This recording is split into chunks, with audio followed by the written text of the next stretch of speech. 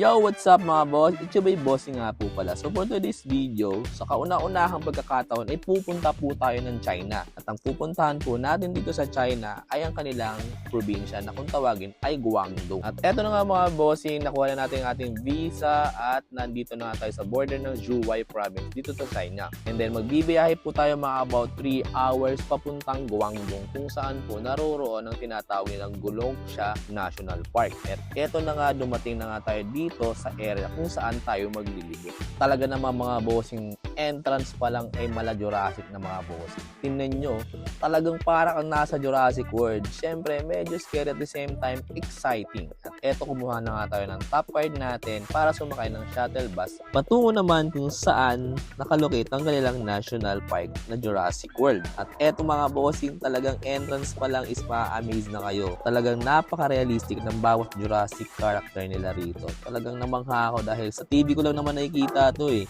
And then, di naman yung mga may falls pa sila oh. At hindi ako masyadong familiar mga boss sa mga Jurassic characters. Pero na-enjoy ko tong mga to dahil may mga sound sila. At tinan nyo naman, sa mga nanonood ng Game of Thrones dyan, baka kilala nyo tong dragon na to. Comment below lang mga bossing. At eto dito ako natuwa. Baka kilala nyo si Spyro. Sa mga naglalaro ng PlayStation 1, alam niyo yan. And then after nyan is abangan niyo po ang ating part 2 ng ating Guangdong tour dito sa China. At eto, nandito tayo sa Pagsanghan Falls ng China. Siyempre, joke-joke lang mga bossing pero nakaka-amaze talaga. So yun, don't forget to follow, like, and share. Ciao!